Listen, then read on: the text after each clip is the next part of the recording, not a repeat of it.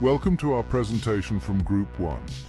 Our topic is to compare and contrast the presidential and parliamentary systems of government between the United Kingdom and the United States.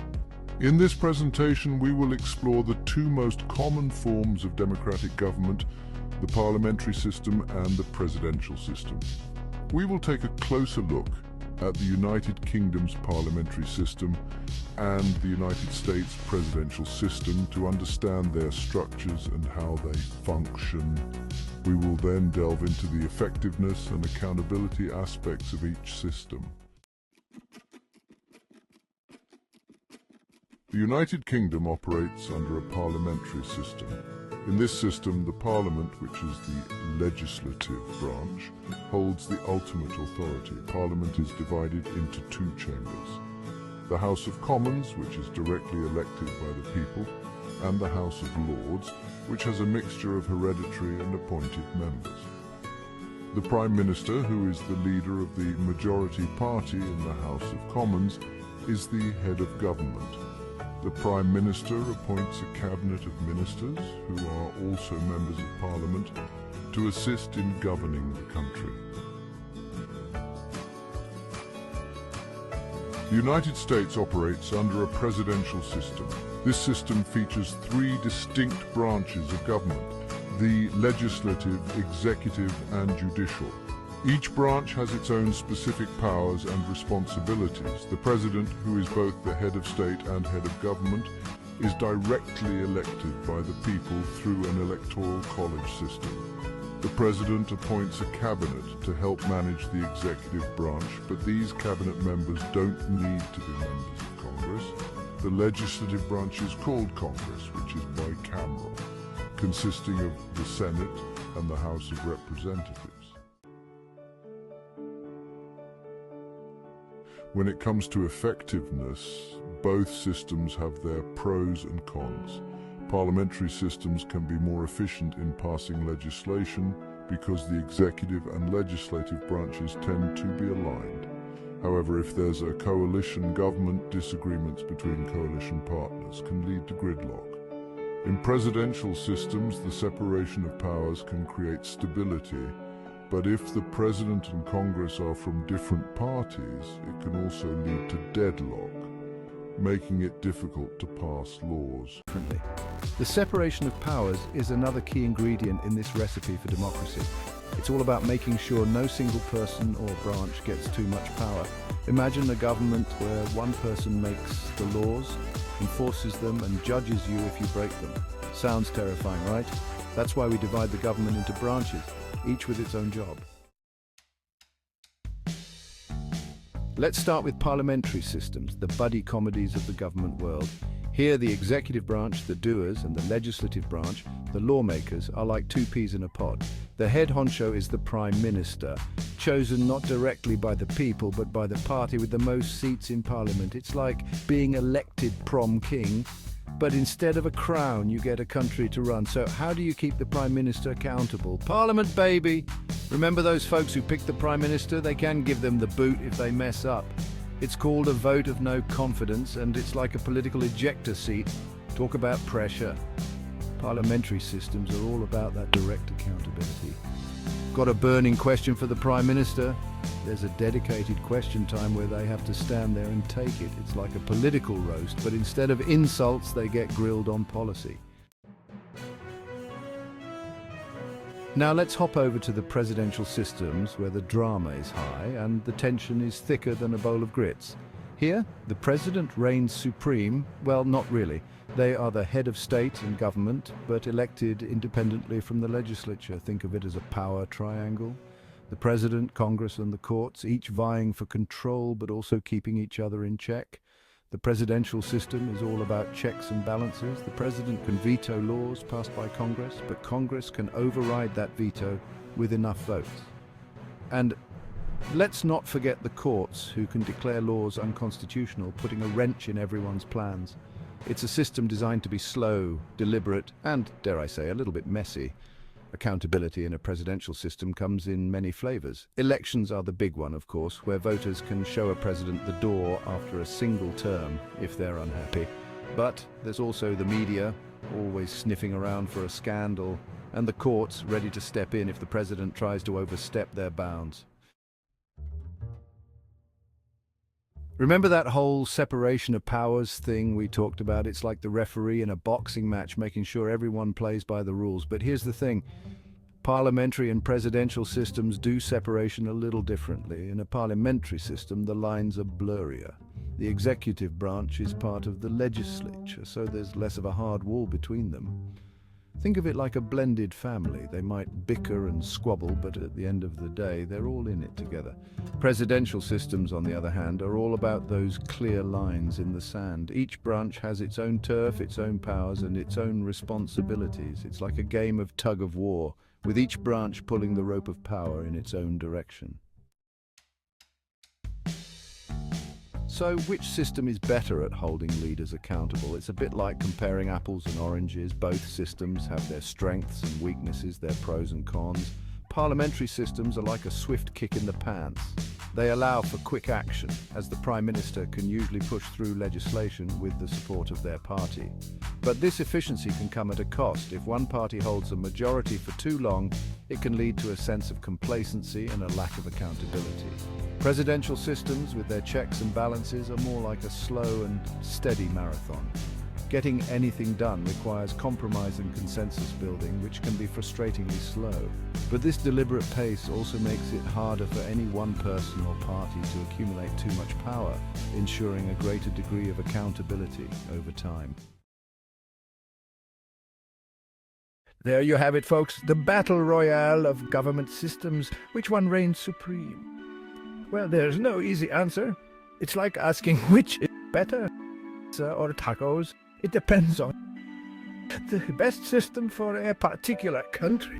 Depends on its history, its culture, and the it faces. What matters most is that the system, whether parliamentary or presidential, prioritizes accountability, transparency, and the rule of Understanding the stability of different democratic systems is crucial for analyzing how governments can effectively respond to public needs and maintain order. Today, we'll explore the nuances of parliamentary and presidential systems, focusing on their responsiveness to public opinion and inherent stability. Parliamentary systems can quickly adapt to shifts in public sentiment. For instance, if a government loses the confidence of the parliament, a vote of no confidence can be called, leading to new elections. This mechanism ensures that the government remains closely aligned with the electorate's views. A great example is the UK, which held snap elections in 2017 and 2019 to address political deadlocks related to Brexit. In the UK, snap elections in 2017 and 2019 were called to address political deadlocks related to Brexit. In 2017, Prime Minister Theresa May sought a stronger mandate for Brexit negotiations, but ended up with a hung parliament, showing the volatility of public opinion. In contrast, the 2019 snap election under Boris Johnson resulted in a decisive Conservative victory, breaking the impasse and enabling the UK to proceed with Brexit. These elections illustrate how parliamentary systems can quickly realign government policies with evolving public sentiment. However, this adaptability comes with a downside: instability, particularly in coalition governments. When no single party wins a majority, multiple parties must form a coalition. These coalitions can be fragile, especially if the parties have significant policy disagreements. Take Italy, for example. Since World War II, Italy has had numerous governments due to the instability of its coalitions, with 52 different governments between 1945 and 1993 alone. This frequent change in government highlights the potential for instability in parliamentary systems with coalition government. One of the main advantages of presidential systems is the stability that comes from fixed terms for both the president and the legislature. This predictability allows for consistent governance and long-term planning. In the United States, the president's 4-year term and the House of Representatives' 2-year terms create a predictable and stable electoral cycle. This regularity means elections occur at set intervals, reducing the unpredictability associated with more frequent elections and providing a consistent timeframe for policy planning and governance, thereby contributing to overall political stability. However, presidential systems are not without their challenges. A significant risk is the potential for a divided government, where the president and the majority of the legislature belong to different parties. This situation can lead to legislative gridlock, slowing down decision-making processes. During the Obama administration, frequent clashes between the Republican-controlled Congress and the Democratic president led to government shutdowns and significant legislative stalemates. This gridlock hindered the government's ability to respond promptly to new issues and public needs, exemplifying the challenges of divided government in a presidential system. Opportunities and challenges of parliamentary systems. We'll delve into how these systems foster cooperation, facilitate swift decision-making, and enforce party discipline, while also exploring their potential instability, the risk of prioritizing party over national interests, and the limited space for independent voices. Parliamentary systems present a unique mix of advantages and challenges. By examining real-world examples, we can better understand how these systems operate and what implications they have for democratic governance. First, let's look at the opportunities that parliamentary systems offer. Parliamentary systems encourage cooperation and compromise among political parties. For instance, in Germany, coalition governments are the norm. The current government, led by Chancellor Olaf Scholz, is a coalition of the Social Democrats, SPD, Greens, and Free Democrats, FDP. This coalition was formed through extensive negotiations, showcasing how parliamentary systems can foster collaboration to achieve common goals. Another advantage is the ability to make swift decisions due to unified leadership. During the COVID-19 pandemic, the UK demonstrated this capability. Prime Minister Boris Johnson's government was able to implement nationwide lockdowns and economic support measures relatively quickly. This quick decision-making was possible because the unified leadership allowed for decisive action in a crisis. Parliamentary systems also encourage strong party discipline. In Canada, for example, members of Parliament, MPs, are expected to vote according to their party's position. This discipline ensures cohesive policy implementation. We saw this during Prime Minister Justin Trudeau's tenure, especially with the passage of key legislation such as budget bills and COVID-19 response measures. However, parliamentary systems also come with significant challenges. Fragility of coalition governments ***. One major challenge is the fragility of coalition governments. Italy's political history is a prime example. From 1945 to 1993, Italy experienced 52 different governments due to the instability of coalition politics. Frequent changes in government disrupted long-term policy implementation and contributed to political instability. There's also the risk that the Prime Minister might prioritize party interests over national interests. This was evident in the UK's handling of Brexit under Prime Minister Boris Johnson. Critics argue that decisions were sometimes made to appease party hardliners rather than considering broader national interests. The internal dynamics of the Conservative Party, particularly the influence of the Eurosceptic wing, significantly shaped the government's approach to Brexit negotiations. Lastly, parliamentary systems can offer less space for independent voices. In countries like the UK and Canada, the dominance of major parties often sidelines smaller parties and independent MPs. The UK's first-past-the-post electoral system, for example, tends to favour larger parties, making it difficult for smaller parties and independents to gain significant representation in Parliament. Opportunities of presidential systems, executive power and stability. Talking about the opportunity presidential systems concentrate executive power in a single elected individual, which can lead to more decisive leadership and faster decision-making. Presidents can often implement policies without as much gridlock as parliamentary systems where consensus building is more critical. Separation of powers.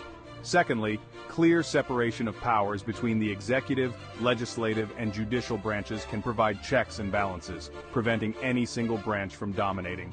For example, this separation is intended to safeguard against authoritarian tendencies and encourage a balance of power.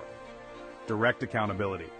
And lastly, presidents are directly elected by the people, enhancing accountability to the electorate.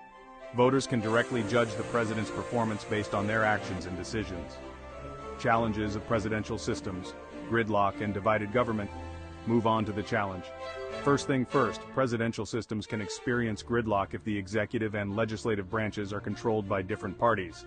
And this can lead to difficulty in passing legislation and implementing policy agendas. The second point is less flexibility in leadership change.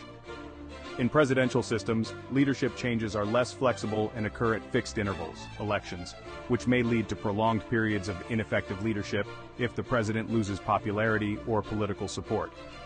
Unlike parliamentary systems where leadership can change more swiftly through votes of no confidence or other mechanisms.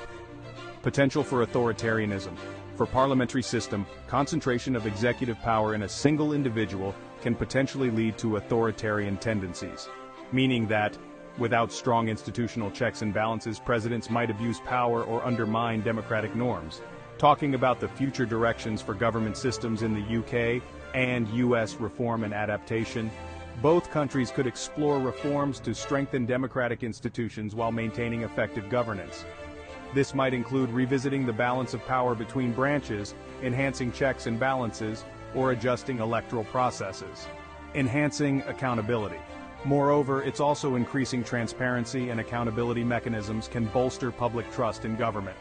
Implementing stricter campaign finance laws or improving oversight of executive actions. Promoting political stability. Lastly, exploring ways to mitigate gridlock and promote more constructive political dialogue. For example, encouraging bipartisan cooperation on key issues or reforming legislative procedures to facilitate compromise.